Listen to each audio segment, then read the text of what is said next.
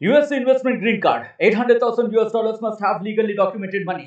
Exit period after 3 years. Shuda LP 6302946180. చివరి ZP సమావేశానికి హాజరయ్యారు ఆర్మూర్ ఎమ్మెల్యే పైడి రాకేష్ రెడ్డి. జెడ్పీ సమావేశంలో జరిగిన అంశాలపై మనం మాట్లాడేందుకు ఆర్మూర్ ఎమ్మెల్యే రాకేష్ రెడ్డి ఉన్నారు. సార్ చెప్పండి, ముఖ్యంగా చివరి జెడ్పీ సమావేశానికి హాజరయ్యారు.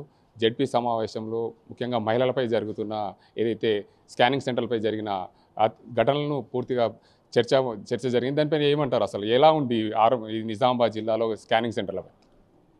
స్కానింగ్ సెంటర్ల మీద కాదు, ఫస్ట్ ఈ నిజామాబాద్ జిల్లా పరిషత్ సమావేశంలో ఈ సమస్యల మీద ప్రశ్నించే విధానము, వాళ్ళ సమస్యలు చెప్తుంటే స్పష్టంగా కనబడుతున్నది. ఇప్పుడు రాష్ట్ర ప్రభుత్వాధినేత రేవంత్ రెడ్డి, ఈ దక్షిణ తెలంగాణ మంత్రులు ప్రత్యేకంగా పగబట్టారు ఉత్తర తెలంగాణ మీద.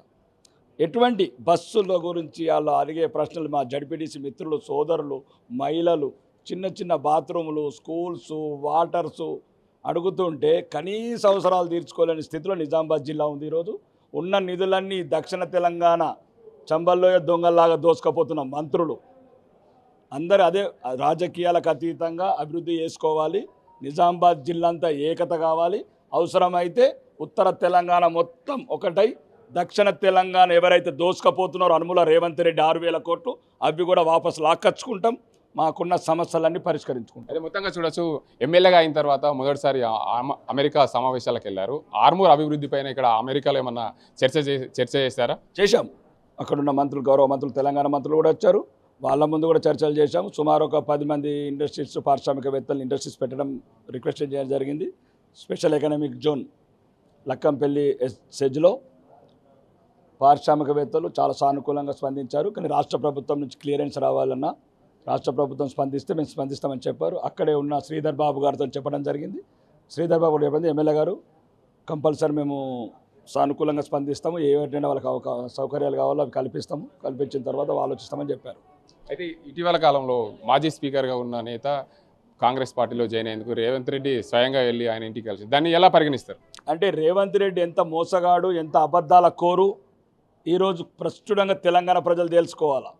ఎందుకంటే ఈరోజు వరకు బ్లేమ్ చేశాడు బీఆర్ఎస్, బీజేపీ ఒకటని. ఈరోజు ప్రతి ఒక్కళ్ళు గమనించాలి, దొంగలు ఒకటే, తోడు దొంగలు వాళ్ళు.